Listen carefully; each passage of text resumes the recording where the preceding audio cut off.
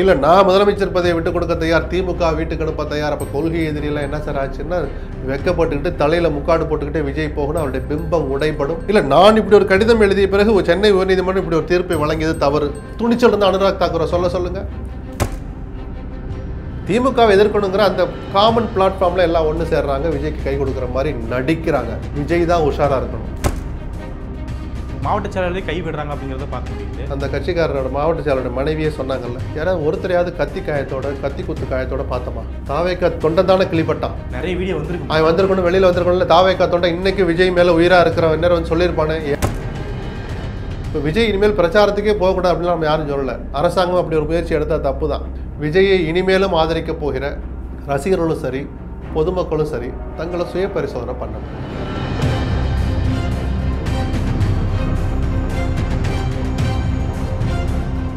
பேரலை நேயர்களுக்கு வணக்கம். இன்றைய நேர்காணலில் மூத்த பத்திரிகையாளர் திரு எஸ்பி லட்சுமணன் அவர்கள் இருக்கிறார். அவரோடு பேசணும். வணக்கம் சார். வணக்கம். கரூர் கூட்ட நெரிசல் பலி தொடர்பாக நேற்று ஒரு 3 முக்கியமான அமர்வுகளில் கேஸ் வந்தது அப்படின்றத பார்க்குறோம். இந்த விஷயத்தை பொறுத்த வரைக்கும் பாஜக, அதிமுக எல்லாருமே விஜய்க்கு சப்போர்ட் பண்ணுற விஷயம் அப்படிங்கிறது பின்னாடி கூட்டணி கணக்குகள் இருக்குது அப்படின்னு சொல்லி பேசப்படும். அது வரட்டும் சார், அது அவங்களுடைய பாடு சார். யாருமே சரியில்லைன்னு சொல்லிட்டு நான் தான் ஆட்சி செய்ய தகுதி இருக்குன்னு சொல்லிட்டு முதலமைச்சர் பதவியை விஜய்க்கு விட்டு கொடுக்க தயார்னு எடப்பாடி போனால் அது அதிமுகவுடைய தலையெழுத்து, எடப்பாடியினுடைய தலை விதி. இல்லை நான் முதலமைச்சர் பதவியை விட்டு கொடுக்க தயார், திமுக வீட்டுக்கு அனுப்ப தயார். அப்போ கொள்கை எதிரியெல்லாம் என்ன சார் ஆச்சுன்னா வெக்கப்பட்டுக்கிட்டு தலையில் முக்காடு போட்டுக்கிட்டே விஜய் போகணும், அவருடைய பிம்பம் உடைபடும். இது விஜயனுடைய தலைவலி. அது நடந்த பிறகு பேசலாம். ரைட். இல்லை நீதிமன்றம் வந்து அவர் மேலே நடவடிக்கை எடுக்குன்னு சொல்லிச்சு. எஸ்ஐடி ஃபார்ம் பண்ணப்படுது. இது எல்லாமே விஜய் வந்து நெருக்கடி தள்ளாதா? பிஜேபி கூட போனால் நமக்கு ஃப்ரீ ஹேண்ட் கிடைக்கும். இல்லை இதில் அரசியலே பேச வேண்டிய இதில் பிஜேபிக்கு அதிமுக எங்கே சார் சம்மந்தம் வந்துச்சு? நேற்று இந்த தீர்ப்புக்கு பிறகு எடப்பாடி தான் பேசியிருக்காரா? நீதிமன்றம் சொன்ன தீர்ப்பு தவறு. அனுராக் தாக்கூர் ஒரு லெட்டர் அனுப்பிச்சாரு முதலமைச்சருக்கு. இந்த சம்பவங்களுக்கு முழு பொறுப்பை நீங்கள் தான் ஏற்க வேண்டும். முதல் பேராவே அப்படி தான் தொடங்குறாரு அவர். இந்த தீர்ப்புக்கு பிறகு சொல்லுங்களேன். இல்லை நான் இப்படி ஒரு கடிதம் எழுதிய பிறகு சென்னை உயர்நீதிமன்றம் இப்படி ஒரு தீர்ப்பை வழங்கியது தவறு. துணிச்சல் இருந்த அனுராக் தாக்கூரை சொல்லுங்க. இல்லை பிஜேபியின் சார்பாக யாரையா ஒருத்தர் சொல்லுங்க. சொல்கிற துணிச்சல் இருக்கா? நான் ஏதோ வெற்று சவால் விடலை. அதை யாரும் செய்ய மாட்டாங்க. திமுகவை எதிர்க்கணுங்கிற அந்த காமன் பிளாட்ஃபார்மில் எல்லாம் ஒன்று சேர்றாங்க, விஜய்க்கு கை கொடுக்குற மாதிரி நடிக்கிறாங்க. விஜய் தான் உஷாராக இருக்கணும். சிபிஐ விசாரணை வேணும், சிபிஐ விசாரணை கேட்குறீங்களே, சிபிஐ விசாரணைக்கு உத்தரவுறாங்கன்னு வச்சு பண்ணி தள்ளுபடி ஆகிடுச்சு. அது வேறு. நீங்கள் சுப்ரீம் கோர்ட்டுக்கு போய் கூட வாங்குவீங்க.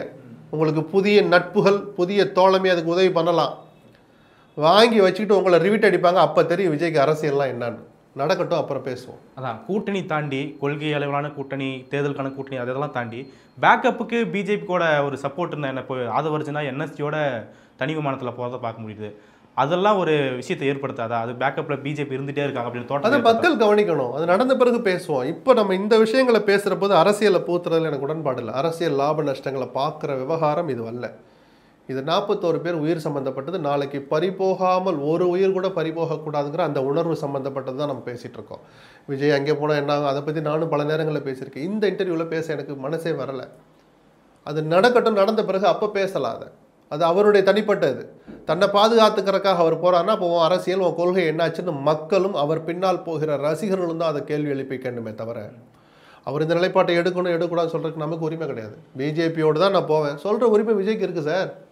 அப்போ அந்த பிஜேபிக்கு தமிழ்நாட்டில் என்ன மரியாதையோ அதே மரியாதை தான் விஜய்க்கு கிடைக்கும், அதே மரியாதை விஜய்க்கு கிடைக்கணும்னு நம்ம சொல்லுவோம். அது வரவேற்பாக இருந்தாலும் வீழ்ச்சியாக இருந்தாலும். ஓகே. இப்போ இறுதியாக சார், இப்போது தாவேக்கா நிலைப்பாடு அப்படிங்கிறத பார்க்க முடியுது. மாவட்ட செயலாளரை கைவிடுறாங்க அப்படிங்கிறத பார்க்க முடியுது. இதெல்லாம் மக்கள் மத்தியில் என்ன பர்செப்ஷனை ஏற்படுத்தும்? தாவேக்காவுடைய எதிர்கால நடைமுறைகள், நடப்புகள் எப்படி போகணும்னு பார்க்குறேன். இல்லை இதுதான் நடக்கணும்னு நம்ம சொல்லலை சார். ஒரு சம்பவம் நடந்திருக்கு, ஒரு உணர்ச்சி வேகத்தில் ஆமாம் இல்லை எங்கேயுமே நடக்காத கரூருக்கு ஏன் நடந்துச்சு, அப்போ செந்தில் பாலாஜி பண்ணியிருப்பாரோ அப்படின்னு ஒரு கருத்து இருந்துச்சு. 1 மணி நேரம் உட்காந்து ஆதாரங்களோட செந்தில் பாலாஜி சில விளக்கங்களை கொடுத்த பிறகு செந்தில் பாலாஜி பேரை சொன்னே செருப்பு வீசுகிறாங்க. செருப்பு வீசினதான் இந்த சம்பவத்துக்கே காரணம்லாம் சில பேர் சொன்னாங்க. செருப்பு வீசும்போது 6வது நிமிஷம் என் பேரையே சொல்லலை. 10 நிமிஷம் கழிச்சு 16வது நிமிஷம் தான் செந்தில் பாலாஜிங்கிற பேரையே அவர் எடுக்கிறார். அப்போ எதுவுமே நடக்கலை. இது ஆதாரப்பூர்வமாக அவர் சொல்கிறார். கரண்ட் ஆஃப் பண்ணிட்டாங்கன்னு சில பேர் வக்காலத்து வாங்க வந்தாங்க. இபி கரண்ட் ஆஃப் பண்ணலை. நீங்கள் ஃப்ளட் லைட்டுக்காக, கூடுதல் வெளிச்சத்திற்காக நீங்கள் ஏற்பாடு செய்த ஜெனரேட்டரை உங்கள் கட்சி நிர்வாகிகளே சூழல் காரணமாக ஆஃப் பண்ணுறாங்க. கொண்டு போய் விழுகிறான், ஜெனரேட்டரில் விழுந்து செத்துறாதீங்கடான்னு அதை அரேஞ்ச் பண்ண ஆஃப் பண்ணுறான். அந்த வீடியோவை காட்டுறாங்க. அந்த வாதம் அடிபட்டு போயிடுச்சா? கத்தியில் கிழிச்சாங்கன்னு சொன்ன பத்திரிகையாளரை கைது பண்ணுறாங்க. இந்த அரசு கருத்து சுதந்திரத்தை நசுக்குகிறன்னு சில பேர் ஏதோ சத்தம் போட்டாங்க. என்னை போன்ற உணர்வுகள் அதை பற்றி கண்டுக்கவே இல்லை. காரணம் என்னென்னா, ஒன்று அவர் சொல்கிறாருன்னா ஆதாரம் இருக்கும், அவர் கோர்ட்டுக்கு போயிட்டு அதை சந்திக்கிற துணிச்சல் அந்த பத்திரிக்கையாளருக்கு இருக்குங்கிறது ஒரு பார்வை. ஆதாரம் இருந்து அவரை விடுங்க, மற்ற பேரும் அதை சொன்னாங்கல்ல, அந்த கட்சிக்காரரோட மாவட்ட செயலரோட மனைவியே சொன்னாங்கல்ல, யாராவது ஒருத்தரையாவது கத்தி காயத்தோட கத்தி குத்து காயத்தோட பார்த்தோமா? அரசு மருத்துவமனையிலையோ தனியார் மருத்துவமனையிலையோ சிகிச்சை பெற்றதை பார்த்தோமா? 15 பேர்னு சொன்னீங்க, 14 பேர் விடுங்க, ஒருத்தனு கூட துணிச்சல் இல்லை, என்னை அந்த கூட்டத்தில் கத்தியில் கிழிச்சிட்டாங்கன்னு ஒருத்தன் கூட வெளியில் வரல. தாவேக்கா தொண்டன் தானே கிளிப்பட்டான், நிறைய வீடியோ வந்திருக்கு. அவன் வந்திருக்கணும், வெளியில் வந்திருக்கணும்ல. தாவேக்கா தொண்டன் இன்னைக்கு விஜய் மேலே உயிராக இருக்கிறவன் என்ன வந்து சொல்லியிருப்பானே, யாரோ ஒரு எக்ஸ் என் முதுகில் கிழிச்சிட்டான், என் தோள்பட்டையில் கிழிச்சிட்டான், ஏன் வரல? அப்போ இல்லாத ஒன்றை சொல்லலாமா அப்படிங்கிற அந்த சுய அறிவு மக்களுக்கு வரணும். அப்படி இல்லாத ஒன்றை சொல்கிறவனுங்களுடைய வீடியோக்களை இனிமேல் எப்படி மதிக்கணும், அப்படி சொல்கிறவங்களை நம்ம இனிமேல் புறந்தள்ளணும். இது மாதிரி கூட்டங்களுக்கு நம்ம பெத்த பிள்ளைகளை கூட்டிகிட்டு போகக்கூடாது, அது கை குழந்தைகளை தூக்கிட்டு போகக்கூடாது. அவ்வளோ நெருக்கடியான இடங்களுக்கு ஒரு உரிய பாதுகாப்போ இல்லாமல் நம்ம போகக்கூடாது. போனாலும் தள்ளி நின்று பார்க்கணும், இல்லை வீட்டில் டிவியிலே பார்க்கலாம். அப்படிங்கிற பல பாடங்களை விஜயும் அரசு தரப்பையும் தாண்டி பொதுமக்களும் கற்றுக்கொள்ள வேண்டிய அந்த ஒரு வாய்ப்பை தான் இந்த துயரமான சம்பவம் ஒரு கை கொடுத்து நமக்கு ஒரு எடுத்துக்காட்டாக விளங்கியிருக்குன்னு நான் சொல்லுவேன். நான் அது அதுக்காகவும் பயன்படுத்திக்கணும். துயரம்தான், ஆனால் அந்த துயரத்தை இந்த நல்ல விஷயத்துக்காக பொதுமக்களும் பயன்படுத்திக்கணும். விஜயை இனிமேலும் ஆதரிக்கப் போகிற ரசிகர்களும் சரி, பொதுமக்களும் சரி, தங்களை சுய பரிசோதனை பண்ணணும். நம்ம தலைவர் என்ன பண்ணியிருக்கலாம், என்ன பண்ணலை, ஏன் பண்ணலை அப்படின்னு அவங்களுக்கு கேட்டு பண்ணிட்டு விஜய் பின்னாடியே போகட்டும். இதை கேட்டுட்டு அதுக்கப்புறம் போகணும். சும்மா என்ன நடந்தாலும் விஜய் வாழ்க அப்படின்னு சொல்லி எந்த தலைவனும் வாழ்கன்னு அப்படிலாம் வெற்று கோஷம் போடாதீங்க. விஜயை ஆதரிங்க, ராமசாமி ஆதரிங்க, குப்புசாமி ஆதரிங்க, அது உங்களுடைய உரிமை. எதுக்காக ஆதரிக்கிறோம், யார் ஆதரிக்கிறோம், எதுக்கு பிறகும் நம்ம ஆதரிக்கிறோம் அப்படிங்கிறது 2 நிமிஷம் யோசிச்சுட்டு திருப்பி. இப்போ விஜய் இனிமேல் பிரச்சாரத்துக்கே போகக்கூடாது அப்படின்னு நம்ம யாரும் சொல்லலை. அரசாங்கம் அப்படி ஒரு முயற்சி எடுத்தால் தப்பு தான். இனிமேல் கூட்டம் நடந்தால் எப்படி நம்ம நடத்தணும்னு விஜயும் பாடம் கற்றுக்கணும்.